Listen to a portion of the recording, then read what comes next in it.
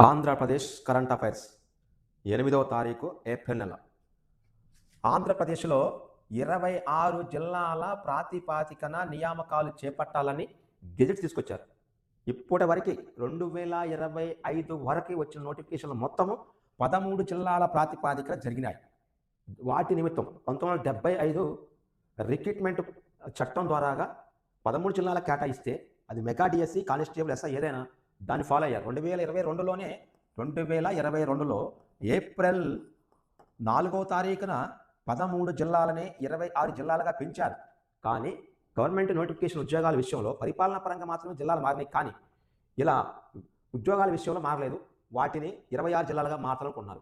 అయితే ప్రస్తుతం 2026 జనవరి 1వ తారీఖు నుంచి ఆంధ్ర ప్రాంతంలో 28 జిల్లాలు కొత్తగా 2 కలవటం వల్ల వచ్చినాయి 28 జిల్లాలు. ఆ 28 జిల్లాల ప్రాతిపదికన కూడా అలా వీళ్ళు ఇప్పుడు 2026 జనవరి 1వ తారీఖు నుంచి 2027 మార్చి 1వ తారీఖు వరకు భారతదేశంలో ఉన్న ఏ గ్రామమైనా, ఏ మండలమైనా, ఏ జిల్లా, ఏ రాష్ట్రమైనా ఇప్పుడున్న సరిహద్దులు మార్చొద్దు. ఎందుకు మార్చొద్దు? జనాభా లెక్కలు 2027 నిమిత్తం అది చట్టరూపంగా గెజిట్ రిలీజ్ అయింది. భారత హోంశాఖ తీసుకొచ్చినటువంటి గెజిట్. దానికి అనుగుణంగా ఇప్పుడు ఆ 2 జిల్లాలు రాష్ట్రపతి ఉత్తర్వుల ద్వారాగా వస్తే ఓకే, 28 అయితే, రాకపోతే మాత్రం 26ని కంటిన్యూ చేస్తారు. ఇట్లా 6 జోన్లుగా విభజించారు. అవి 2 మల్టీ జోన్లుగా మార్చారు. ఇట్లా 10న జరిగే మంత్రివర్గంలో నిర్ణయిస్తారు. అలా స్థానికులకు అంటే ఒక జిల్లా కేటర్లు, స్థానికులు అంటే ఈ డిస్టిక్లో ఉన్న అభ్యర్థులు, అదే పక్క డిస్టిక్లో ఉన్న అభ్యర్థులకు ఇది అనమాట. అంటే ఇది నాన్ లోకల్ కింద 5%, డిస్టిక్ అభ్యర్థులు లోకల్ కింద 90%. ఇప్పుడు వరకు ఉన్న ఈ యొక్క నిబంధన 80%, 100కి 80 పోస్టులు లోకల్ వాళ్ళకి వస్తాయి, 100కి 20 పోస్టులు పక్క జిల్లా వాళ్ళకి, పక్క రాష్ట్రం వాళ్ళకి ఇచ్చేవాళ్ళు. అదే ఓపెన్ కేటగిరీ అంటారు. నాన్ లోకల్లో ఓపెన్ కేటగిరీ ఉంటుంది, లోకల్లో ఓపెన్ కేటగిరీ ఉంటుంది. 2 ఉంటాయి, దానిలో కూడా తీస్తారు ఆటోమేటిక్. అయితే మళ్ళీ జోనల్ వైజ్గా వచ్చే సరికల్లా ఇప్పుడున్నటువంటి జోనల్ సిస్టమ్ వల్ల జోన్లో 90% అదే జోన్ వాళ్ళకి, 5% పక్క జోన్ వాళ్ళకి ఇస్తారు. ఇక తదుపరి జరగబోయే వాటిలోని ఈ విధంగా ఫాలో అయితే గతంలో జోన్ వైజ్గా 70% ఉండేది లోకల్ జోన్లకి, నాన్ లోకల్ వాళ్ళకి 30% ఉండేది నాన్ లోకల్. ఇలా చేసుకునేవాళ్ళు. అది జోనల్. అదే మల్టీ జోన్ల విషయానికి వచ్చినప్పుడు అది 60:40గా ఉండేది. ఇక స్టేట్ అంటే 100% ఇక అందరూ దానికి ఎలిజిబుల్గా ఉంటారు. అలా మార్పులు ఉండేవి. భారత రాష్ట్రపతి ఉత్తర్వుల ప్రకారం అలా ఫాలో అయ్యేవాళ్ళు. దీనిని ఇప్పుడు మార్చారు. భారత రాష్ట్రపతి ఉత్తర్వుల్లో ఉన్న ఇప్పుడు జరిగిన నోటిఫికేషన్ల మొత్తం వీటిని ఫాలో అయ్యి చేసినాయి. ఇక జరగబోయేవి ఇలా కాదు అనేది దాని అర్థం. నెక్స్ట్ 31 సంస్థలు 39,436 కోట్లు ఎస్ఐపిబి సమావేశంలో పెట్టుబడులకు ఆమోదం. ఎలక్ట్రానిక్స్పై ప్రత్యేక దృష్టి పెట్టాలని సూచిస్తున్నారు. అదే వ్యవసాయ ఆక్వా వ్యర్థాలతో ఉప ఉత్పత్తులు తీసుకురావాలని చూస్తున్నారు. ఇతర రాష్ట్రాలకు సరఫరా చేసేలా ట్రాన్స్మిషన్ లైన్ కూడా తీసుకురావాలని కాన్సెప్ట్లో ఉన్నారన్నమాట. అయితే దాదాపు 22 నెలల్లోనే 20.74 లక్షల కోట్ల రూపాయలని వీళ్ళు రాబట్టారు కంపెనీల ద్వారాగా. ఆంధ్రప్రదేశ్ రాష్ట్ర ప్రభుత్వం ఏర్పడి 22 నెలల వాళ్ళు 20 లక్షల కోట్ల వరకు రాష్ట్రానికి రాబట్టగలిగారు. అంటే రాష్ట్రంలో ఉత్పత్తి అయ్యే సౌర విద్యుత్తును పూర్తిగా వినియోగించుకోవడంపై దృష్టి సారించాలని, సోలార్ ఎనర్జీని, దాని ఉత్పత్తిని ఎక్కువగా పట్టుకోవాలి. మన కర్కట రేఖకి మకర రేఖకి మధ్య ఉన్న ప్రాంతము దక్షిణాది ప్రాంతము కర్కట రేఖకి మరియు భూమధ్య రేఖకి మధ్యగా ఉండటం వల్ల సూర్యకిరణాల నిష్పత్తి అంటే దాని యొక్క స్టెబిలిటీ, సామర్థ్యం ఎక్కువ ఉంటుంది మన దగ్గర. రాష్ట్ర పెట్టుబడుల ప్రోత్సాహక మండలి ఎస్ఐపిబి 16వ సమావేశం నిర్వహించారు. ఇందులో 31 సంస్థలకు సంబంధించి 39,436 కోట్లు పెట్టుబడులకు ఆమోదం తెలిపారు. దీనిలోని వ్యవసాయం, ఉద్యానవన, ఆక్వాకల్చర్, ఎక్కువ తయారీ రంగం ఇచ్చారు. అంటే మన ప్రస్తుతం ఆంధ్రప్రదేశ్ రాష్ట్రంలోని 35 గిగావాట్ల సౌర విద్యుత్తుకు అవకాశం ఉంది.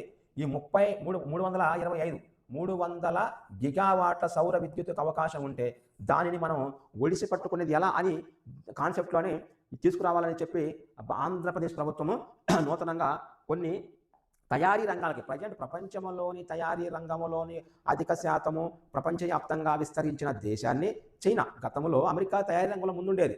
అమెరికా కంటే ముందు జర్మనీ ఉండేది. జర్మనీ కంటే ముందు ఫ్రాన్స్, ఇటలీ, బ్రిటన్, జపాన్ అలా ఉండేవి. కానీ ఈ మొత్తం ఇప్పుడున్న మారుతున్న పరిస్థితులు అనుగుణంగా ఈ మారుతున్న పరిస్థితులకు అనుకూలంగా మలుచుకున్న మార్కెట్ అది డ్రాగన్ మార్కెట్, చైనా వాళ్ళది. వాళ్ళు ఎక్కువ దృష్టి పెట్టారు. ఇట్లా తయారీ రంగం మీద దృష్టి పెట్టారంటున్నారు మన బాబు గారు. నెక్స్ట్ ప్రభుత్వం ప్రాధాన్యంగా తీసుకున్న పక్కా పథకాల్లోని పక్కా ప్రణాళికతో ముందుకెళ్లాలని చూస్తున్నారు.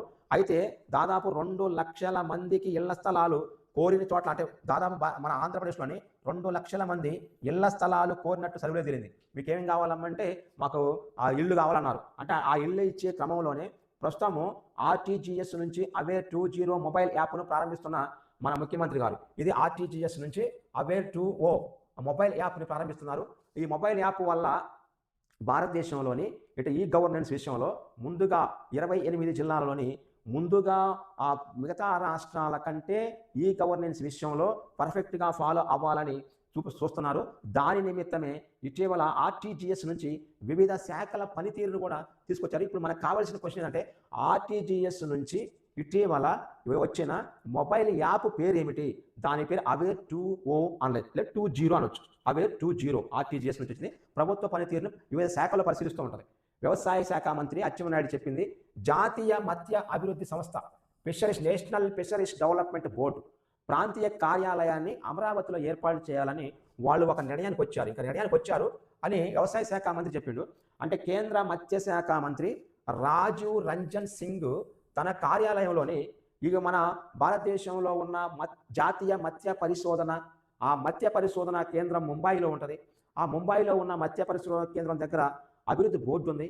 ఇలా జాతీయ స్థాయిలోని మత్స్య అభివృద్ధి బోర్డుని అది మన భారతదేశంలోని ఏరే ప్రాంతాల్లో ఉంటే దాని యొక్క ప్రాంతీయ కార్యాలయాన్ని ఆంధ్రప్రదేశ్లో ఏర్పాటు చేయాలనే ఉద్దేశంతో ఇక్కడ ఆక్వా రంగాన్ని డెవలప్ చేయాలని మత్స్య అంటే ఆక్వా రంగాన్ని చేపల ఉత్పత్తిని ఇన్లాండ్ మరియు సీల్యాండ్లోని ఎక్కువగా పెంచే క్రమంలో జాతీయ మత్స్య అభివృద్ధి బోర్డు యొక్క ప్రాంతీయ కార్యాలయాన్ని ఆంధ్రప్రదేశ్లో ఏర్పాటు చేయాలని కోరితే అక్కడ రాజీవ్ రంజన్ సింగ్ ఓకే అన్నారు.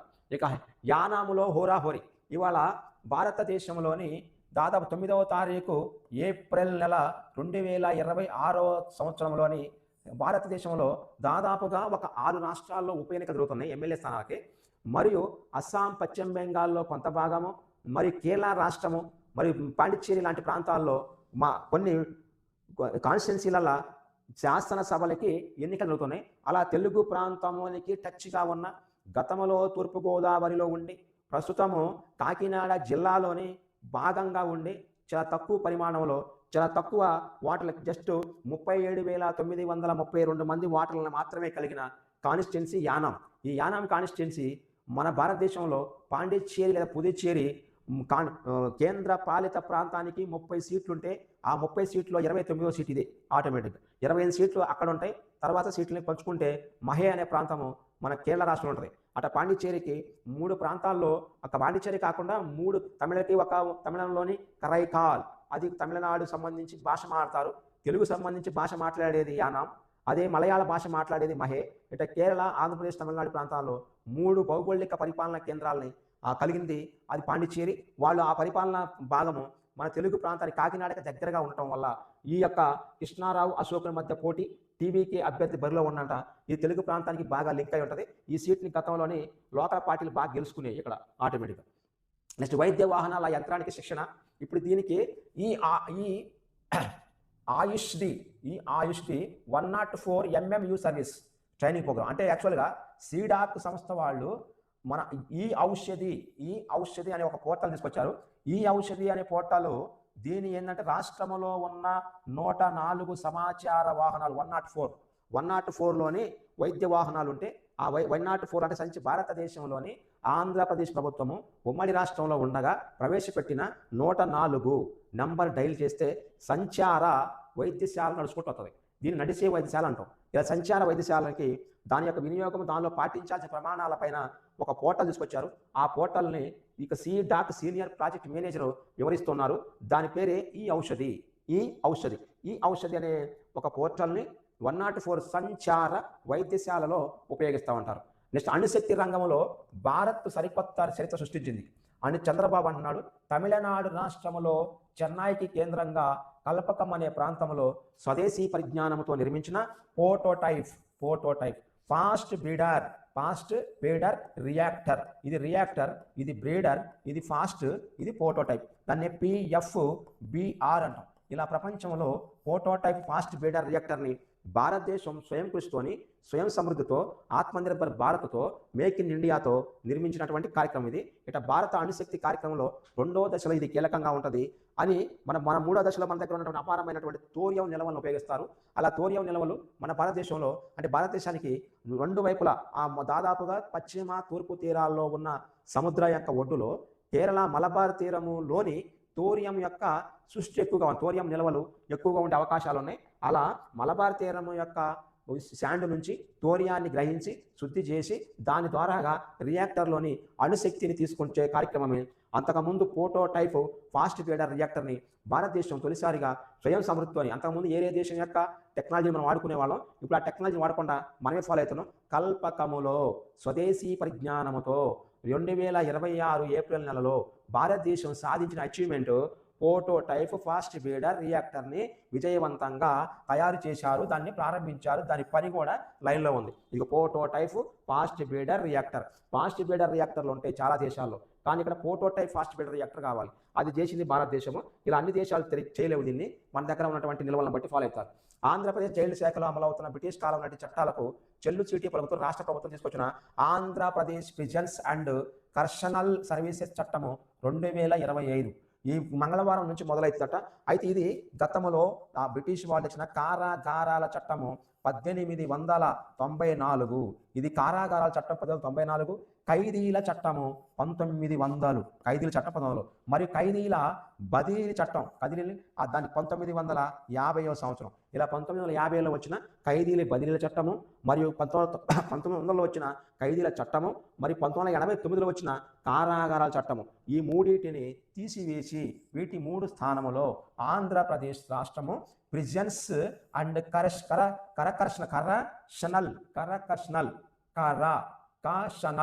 కరకషనల్ సర్వీసెస్ చట్టాన్ని తీసుకొచ్చింది. ఇలా ప్రిజన్స్ అండ్ కన్షనల్ సర్వీసెస్ చట్టము 2025ని ఫాలో అప్ చేస్తూ ఉంటారు. ఇక్కడ నుంచి ఆంధ్రప్రదేశ్లోని ఈ యొక్క చట్టం, కారాగార చట్టం లేదు, మరి ఖైదీల చట్టం లేదు, మరి ఖైదీల బదిలీ చట్టం లేదు. ఈ 3 చట్టాల స్థానంలోని ఆంధ్రప్రదేశ్ ప్రిజన్స్ అండ్ కన్షనల్ సర్వీసెస్ చట్టాన్ని తీసుకొచ్చారు ఆంధ్రప్రదేశ్ రాష్ట్రం తొలిసారిగా, గతంలో ఉన్న దానికంటే విరుద్ధంగా. నెక్స్ట్ జల వివాదాల భేటీ మినిట్స్ అభ్యంతరకరం. నెక్స్ట్ ఇది జల సంఘం చైర్మన్కి తెలంగాణ ప్రభుత్వం ఒక లేఖ రాసింది.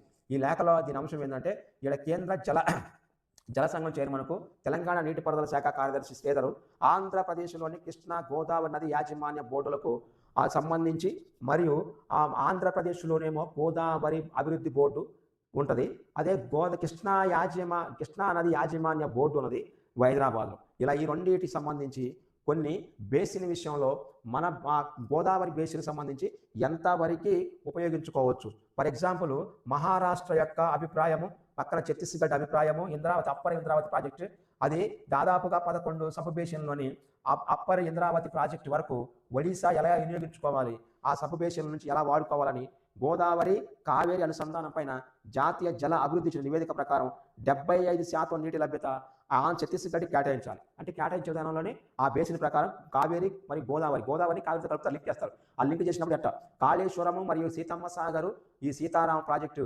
75% నీటి లభ్యత కింద కేంద్ర జలవనరుల శాఖ చెప్పింది. ఈ 3 ప్రాజెక్టుల కింద 75% వాటర్ ఉన్నాయంట. ఇలా బచావత్ ట్రిబ్యునల్ పేర్కొన్న విధానము అవి మొత్తం చర్చకు వచ్చినాయి. ఇప్పుడు మనకు కావాల్సింది బచావత్ ట్రిబ్యునల్ ఏమిటి, నెక్స్ట్ అప్పర్ ఇంద్రావతి ఏమిటి, ఆ కృష్ణా మరి గోదావరి మరి పెన్నా కావేరి లింక్ ఎలా ఉంటుంది, గోదావరి నుంచి కృష్ణాకి, కృష్ణా నుంచి పెన్నాకి, పెన్నా నుంచి కావేరికి ఫాలో